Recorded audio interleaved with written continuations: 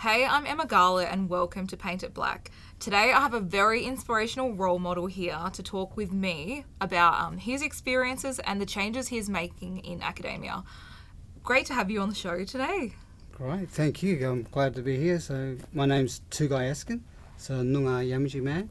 So originally from Perth, but have travelled the nation and the world. So glad to be on the show, thank you. So could you tell me a bit about what you do? Yeah, so at the moment I'm the Dean of Indigenous Engagement at the Faculty of Business and Law. So what I try to do is create change agents within the faculty. So we have a number of students and staff that when it comes to anything Indigenous, there's a lot of fear and trepidation. So it's about trying to create a safe cultural environment for them to learn. With a lot of them, I ask them what the definition of an Aboriginal or Torres Strait Islander person is, and they can't tell me. So it's just about going back to basics, trying to create that safe space for them so that they can become future change agents and champions within their sectors or academia. And it's quite a challenging time at the moment, like politically, with people just putting Aboriginal people in the spotlight and having negative commentary in the media, and then even having like the whole federal election process just go. Like, even for me, seeing the negativity all the time, it can be really hard to change people's perspectives with Aboriginal issues. And one of the things I wanted to ask was, how do you think you can create the systemic change in a university when it's hard because people are throwing all this like deficit discourse out there constantly and people are just consuming it? So how can we make it make that systemic change and create something that's going to actually make people think about their own perspectives? I think a very important point, and I always emphasise that strength-based approach. So moving away from the deficit discourse. So whenever you pick up a paper or report or policy, it always starts with the doom and gloom. So the stats, the incidence and prevalence of diseases. So it's about, look, we've got a lot of champions out there. We've got a lot of success stories. So it's about starting off by mentioning that we're the oldest living culture in the world. We had the first doctors, we had the first engineers, we had the first astronomers. So going back and just talking about those strengths, moving away from those deficits. It's a start. I know we've got a long way to go, but it's just trying to change that mindset within our students and academics. So I'm making progress, but again, it's a long road. Yes. Since you've been in this role, is there anything that you're so proud of and of what you've accomplished? Yeah, I think for me, I've got a really supportive supervisor. So the Pro Vice Chancellor of Faculty of Business and Law, Professor Vanessa Chang, really supportive team. So we've come up with a lot of initiatives from looking at how we can support students through their academic studies, through providing opportunities for them to be able to travel internationally. So we've got a bright student that wants to go to Silicon Valley, for example. So creating opportunities for our students to go beyond the common or the narrow thinking. So thinking outside the box. Oh, exactly. And I don't think people realise that there's Aboriginal people who are doctors, lawyers, very successful engineers, people that work at places like Google as well, and they're Aboriginal and Torres Strait Islander people, because like you said, it's just what crimes, what are the problems, who's fighting who's in the street, like is there always domestic violence, are there always the negative stereotypes? So it's quite challenging when people have those views of Aboriginal people. So one of the questions is like, how do you go in approaching the change in somebody, right? Because however they think in their perspective is how they're brought up. So in terms of teaching someone that, like, what's your methodology? I think for me, one of the things I really love is yarning circles. So previously I had students that would come to me at week one and say, why do we have to learn this? to week 13 where they're saying, why wasn't this taught to us in primary school and high schools? So it's phenomenal to see the change over time. So they hold those stereotypes, they hold those deficit approaches in their minds. So it's about trying to change it without doing the white bashing. So it's about having that understanding that, and I say, look, it's a safe environment. You can say anything. So creating that opportunity for them to approach. We make sure that the learning is two-way. Yeah. So it's not only me talking. It's about gaining the students' understanding and perceptions also. How do you make Aboriginal people stay in university? Because one of the things I realised when I was at uni, I would start my course at the beginning and there's like 20 of us in our cohort, and then by the time graduation comes, there's 3. So I don't know why the attrition rate is challenging, but is there anything we can do, like, or generally people can do to support Aboriginal students staying in university as well? Look, I was fortunate in that. Unfortunately, in year 11 I failed. Was told that I'd never get into university. So I always wanted to go to uni and study and make something of myself. But I was fortunate in that, look, for every person that told me that I couldn't get into uni, there's always somebody out there that supported me.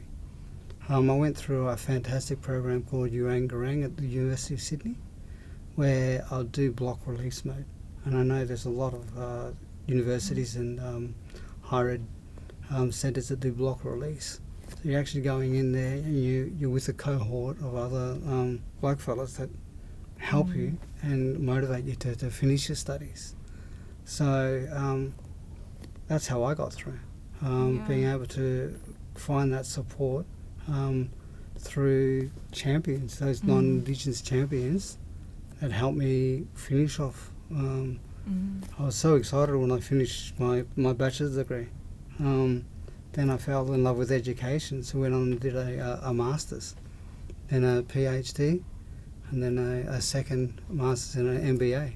So it's Tuguy, all your bachelor degrees, all the letters for the 2 masters, yes. And then the PhD at the end. That's right. Yes. You probably have more letters after your name than your name spelled out as well. I never thought about that. Yes, you're right. Yes. So that's really impressive within itself. But how did you get that love for education? Like, what made you go from being a school dropout or failing in year 11 to then having a PhD? I think for me, it's about the curiosity, about life, and wanting to learn more about life, the world. So education is power, I think. It's the key that unlocks the world. So I saw educational opportunities to travel the world. And I've been lucky in that I've been able to travel to conferences overseas, as well as all over Australia. So it's probably what the driving, it's like the sugar on the cake. So travel. The travel. That's the main thing. Yes, yeah. What made you see Indigenous entrepreneurship as the most important way forward? I guess for me it's that financial stability, the financial ability to be able to address those social determinants of health. So housing, for example, having a house, transport, education. So being able to provide for your family, and not only for this generation but the next generation, so that intergenerational wealth. So I see entrepreneurship as a ways and means of being able to do that. Yeah. There's been a lot of programs that have been fantastic. You have one government in, and then another gets elected, and then they want to rebadge it or reframe it, and so I think for the last 30 years I've sort of had a handout depending on government for funding. But I see entrepreneurship as a real means to be able to develop programs that will have ongoing effects for community. The next 5 years, what does that look like for you? I think for me, I'm very excited by AI and technology. So I was successful with a $1.5 million NHMRC grant. Congrats. Yeah, That's thank exciting. you. On AI. So what we're doing is actually building a necklace. So what this necklace does is it uses radar, and it can detect the valves in the heart and if there's any problems. So instead of going to a doctor and disrobing and having ECGs, we can actually do that through a necklace now. It can continuously monitor your heart. So we've been successful with that grant. So we're looking at technology to be able to help community with health concerns, but it's also those entrepreneurship opportunities that we can provide for community. Has that been developed? Like, do you have a prototype of it already? So, and you've tested it? Yes, so it works. It's really big at the moment. It's about this size. So what we're trying to do is we're actually trying to make it smaller. So it's only half the size. So we've got the technology. We've just got to integrate it into a piece of jewellery to be able to commercialise hopefully in 3 or 4 years. And is that a Curtin University project? Yes, so it's led at Curtin University, so I'm very excited by that. And we've got another grant where we've got a mobile phone. Now, what you do is you look into the camera there, and it takes a baseline of your heart rate, of your blood pressure. Yeah. So then when you're not feeling well, the camera actually measures the red, green and blue in your skin. You can actually take blood pressure without a blood pressure cuff anymore. So you think... Just mobile so phone. that's a pure example of your health background plus Indigenous entrepreneurship coming together and creating products that you can commercialise.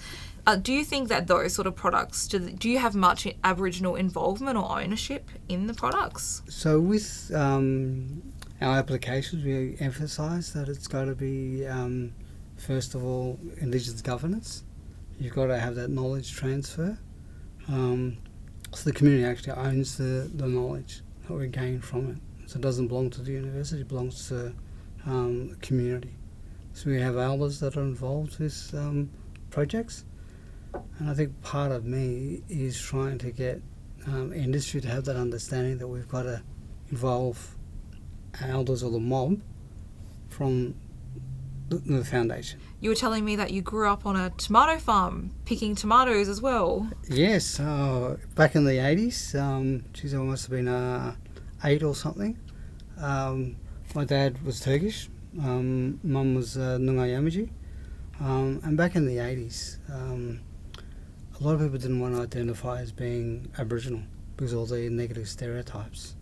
Back in country Victoria is even worse, because you're either a skip, a Turk, a Dago, Wog, or I hate to use the word Abo. So nobody really wanted to identify as being Aboriginal if they could get away with not doing it. My mum, fair skin, sort of blondish hair. I think she got away with not identifying as being Aboriginal at the time. So I didn't know I was Aboriginal until I was 16. I remember finding out when I was 16 I was Aboriginal and I didn't want to identify as being Aboriginal.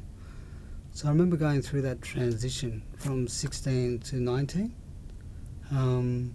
where I had the opportunity to get out on country as a 16-year-old. And I remember going up to Carnarvon, my uncle Don. He used to great roads, and being on country and that connection to country, sitting around the fire, seeing the stars, hearing stories, really connected me to country. I remember starting at Marmorich Foundation as an Aboriginal first aid instructor, turning up feeling such a imposter. So here I was, a 19-year-old, supposed to be delivering first aid courses to the Noongar community, but I've only just sort of found out that I was Aboriginal. But what I didn't realise that a lot of people went through, because of the stolen generation, their own identity crisis, I think. So while I wasn't Turkish and I wasn't fully Aboriginal, it was a safe place to be.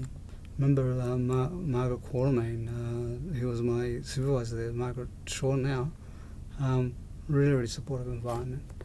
Remember being a 19-year-old and having to travel up to Jalmadinga, which is 80 k's away from Derby, my first sort of remote Aboriginal community, and just seeing how they lived. I took the social determinants of health for granted. So housing, some of the houses were just sort of tin shacks. Water, you turn on a tap and you'd have this trickle of water.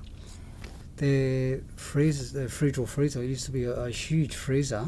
What they'd need to do is buy a block of ice, put it in the freezer, and they'd have their veggies on that block of ice. So during the night, they'd have to start a generator, which powered the community and kept the food cool overnight. But then they'd have to turn the generator off at night. It's like a third world country. Exactly. Has much changed? I've been to a lot of other remote communities, not that particular one, but not much has changed over the time. So I've had the opportunity to travel to Papanya and Kalyama and other remote Aboriginal communities. Unfortunately, not much has changed over the time. You mentioned 99% persistence, 1% intelligence. Yes. So I wonder then, do you live by the motto, don't ask for permission, ask for forgiveness? I love that, and yes, I do. Well, thank you so much for joining me on today's episode of Paint It Black. It's been a pleasure to have you, and I'm excited to see all of the new AI tech in health come out as well. So it's amazing, and really loving the work that you're doing and leading as well. So thank you so much for joining me today. Thank you for having me.